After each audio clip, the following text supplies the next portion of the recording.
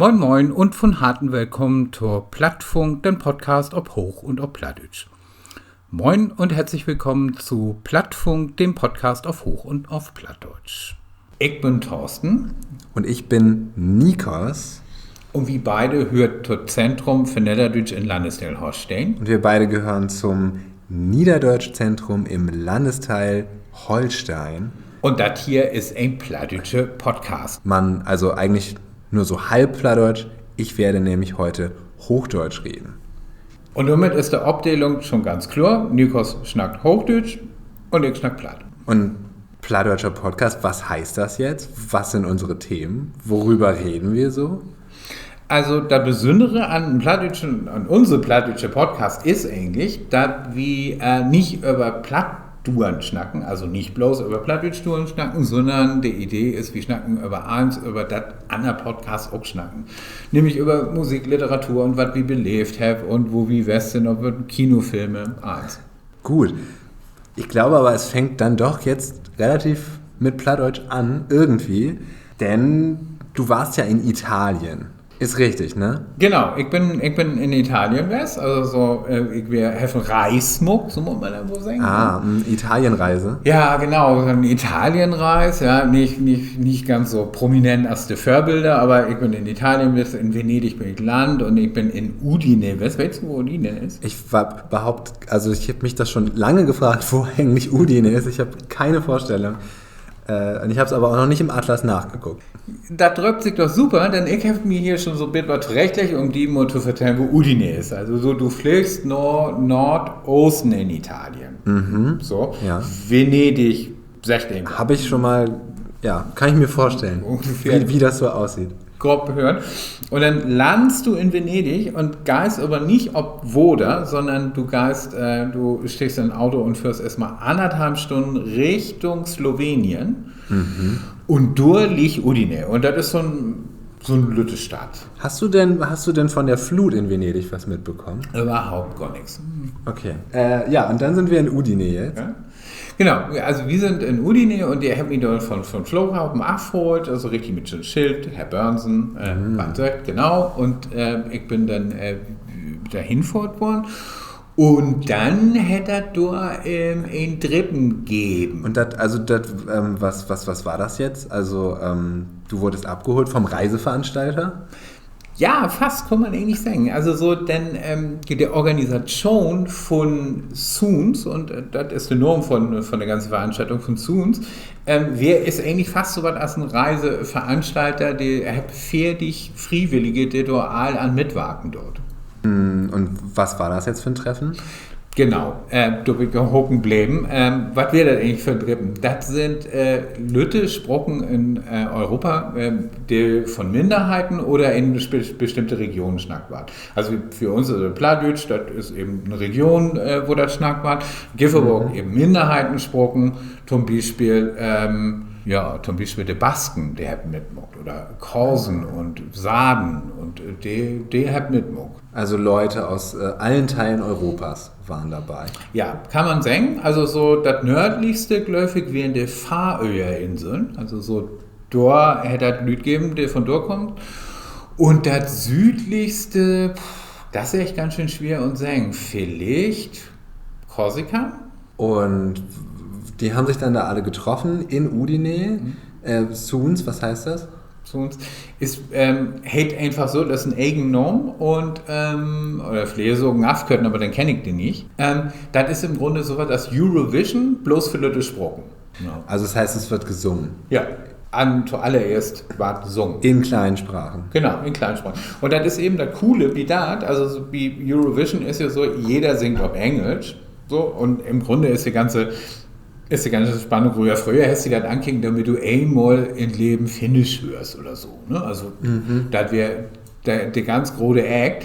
Und von dort singen die Finnen natürlich auch Englisch. Und genau das passiert in Udine eben nicht, sondern jeder nimmt den Spruch mit und dann war Baskisch, Sardisch, Korsisch, war so ein Färöisch und eben auch Platt. Und ist das, wie groß ist die Veranstaltung so? Also, wie prominent ist die so im Stadtleben? Wie viele Leute kommen da hin und interessieren sich dann für Färöisch oder auch für Plattdeutsch? Der Vorteil ist, dass die Stadt ziemlich lütt ist und insofern fällt das natürlich sofort ab. Ne? Fällt kurz ab und du hörst dann in den mittelalterlichen Muren von Udine, du hörst du dann auf einmal ganz komische, ganz fremde Lute und dann hast du einen Trupp Fahrröhr. Truppen, die da eben auch unterwegs sind. Also diese unterschiedlichen Trupps fallen dann tatsächlich auch ab, diese Sprachgruppen, und das macht die ganze Veranstaltung sehr charmant. Das war schon Wohnung, also in der Stadt war das Wohnung. Also das heißt, die bringen auch alle Fans mit und Leute aus ihren Sprachgruppen? Ja, nicht so viel. Okay. Aber wie das der Spruch aber so hier in der Stadt eben aber auch so lütt ist das im Grunde eigentlich kein Problem. Also dann hört man das überall. Du hast dir jetzt die Musik angehört und den Musikwettbewerb angeguckt. Gibt es denn da auch Übersetzungen? Also weißt du dann auch, was in den anderen Sprachen gesungen wird? Man hat überhaupt keinen Plan, wenn man sagt. Also dann irgendwo oder andere, da kann man sich so zusammen puzzeln. Also kennst du mit Spanisch und das Hölpen beten wie die romanischen Sprochen, aber in Wirklichkeit hätte man doch keine Chance. Also so da gibt es so ein Köttel für hier Zusammenfassen, also der Moderation fährt dann irgendwie zusammen, wo da so ungefähr gar da. Die Jury wählt dann auch. Aber anders, der Tokiker hat so eine vage Vorstellung davon, würde ich sagen. Aber darum geht das ja auch gar nicht so, sondern da geht ja dann eher darum, was für einen Eindruck das irgendwie auf die Mucken da hat. So. Ja. Genau. Wer war denn Vertreter oder Vertreterin der niederdeutschen Sprache dieses Jahr? Das hast du sehr schön formuliert, denn Niederdeutsch hört ja nie an der deutschen Grenze ab. Und so haben wir dann sozusagen ein Niederdeutsch-Vertreter, der Niedersächsisch sungen hat. Und das wäre Leon Muhrmann ut M. Was hätte er denn gesungen? Den Hit, mit der er in M gewonnen hat, das Drent Liedje Festival. Das ist so war das Plattbeat, so ein Song Contest eben für den Bereich im Nordosten von den Niederlanden, für Drenthe, für die Provinz Drenthe. Und läuft das Knauer oder Knauke, so heißt der Song. Okay, ich glaube, wir können da mal reinhören. Ik lag de nachten wakker van, maar nu laat ik het los.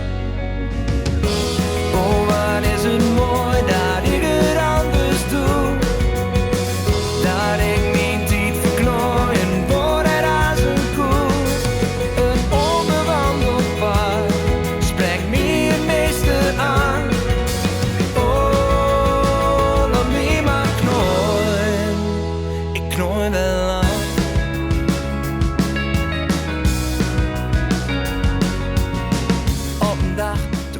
Und hat er damit gewonnen? Nee, gewonnen hätte er nicht, aber er hätte den Publikumspreis gewonnen. Also genau genommen hätte er dann doch gewonnen. Ne? Beim Publikum? Ja, beim Publikum. Und wer hat bei der Jury gewonnen? Magali Sarré und Katalonien und Barcelona. Ah, wahrscheinlich ist es aber ja nicht so ein knallharter Konkurrenzkampf, der da stattfindet. Nee, vielleicht ein Beten, ne? Aber da geht der Mokas von Soons eben um was ganz anderes. Also da geht eben darum, dass Vertreter von lüdischen Sprachen mit ganz Europa und von Regionalsprachen zusammenkommen, Verbindungen zusammenfinden, miteinander in Gespräch kommen, merken, dass sie zum Teil auch dieselben Probleme habt. So, dass just viel ältere Leute das schnackt und immer weniger jüngere Leute zum Beispiel, das ist so was. Aber auch Gemeinsamkeiten, musikalische Gemeinsamkeiten und dass sie eben Lust auf ihr Lütspruch haben, mit der sie dann kommen dort. Und das hat auch so funktioniert? Ja, also so, das ist ganz erstaunlich, also wie ob einmal der Turm von Babel von Lüttesbrucken dann mit Amo dann doch super miteinander kommunizieren kann und ganz, ganz interessante Gespräche, die dann zustande kommen und man lernt sie kennen, man kommt irgendwo Ruth aus den Lüttereck und das ist eben schon ein ganz spannendes Erlebnis. Und wird das dann jetzt mehr Konzerte von zum Beispiel baskischen Bands in der holsteinischen Schweiz geben oder was ist die Folge jetzt? Das wäre natürlich total wünschenswert, da wir mal so eine richtige, da wir mal so eine Tournee organisiert, vielleicht mit Basken oder Sarden und dann zum Beispiel in Bleckendorf, in Kiel oder in Husum, das wäre natürlich total klasse. Aber das ist so das mittelfristige Ziel, würde ich sagen. Gut, oder ein Gegenbesuch. Oder ein Gegenbesuch. Die niederdeutsche musikalische Abteilung dann im Baskenland. Ja, ist doch super. Ne? Also so, ich meine, da wäre natürlich auch irgendwie von Tecken hier wird super, denn dann haben man so zu sagen, mit Platte spielst du nicht irgendwie in den stubige Eck sitzen, sondern du kommst auch mal Hut und siehst was von der Welt und eigentlich das, was man, was man vielleicht gar nicht denken würde zuerst. Ja, das ist eigentlich eine ganz gute Überleitung, denn tatsächlich sind wir ja neulich aus unserer Ecke rausgekommen mit Plattdeutsch und haben einen Besuch in den Niederlanden gemacht. Ja, stimmt. Einen musikalischen Besuch in den Niederlanden. Das ist zwar im niederdeutschen Bereich geblieben, aber eben, wir sind eben im Rahmen von Platt Together nach Drenthe gefahren, in die Provinz Drenthe. Aber von unserem Aufenthalt in Drenthe erzählen wir dann bei einem anderen Podcast mal. Jetzt sind wir nämlich schon zu Ende mit der ersten Folge von Flunner, der Plattdeutsche Podcast, oder ob hoch, Flunder, der Plattdeutsche Podcast.